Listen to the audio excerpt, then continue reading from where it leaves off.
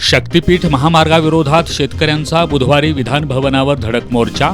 12 जिल्ह्यातील 10,000हून अधिक शेतकरी मोर्चाला येणार. महामार्ग विरोधी संघर्ष समितीचे समन्वयक गिरीश फोंडे यांची माहिती. पन्हाळगडाचा वर्ल्ड हेरिटेजमध्ये समावेश करण्याच्या मुख्यमंत्र्यांच्या घोषणेनंतर गडावरील नागरिकांनी घेतली धास्ती. पन्हाळगडवासियांनी एकत्र येत दर्शवला विरोध. बोगस औषधांवर नियंत्रण आणण्यासाठी औषध खरेदी प्राधिकरण अधिक सक्षम करणार. आरोग्यमंत्री प्रकाश आंबेडकर यांची माहिती. पंचगंगा नदीचं प्रदूषण रोखण्याबाबत आमदार सतेज पाटील यांनी वेधलं सरकारचं लक्ष.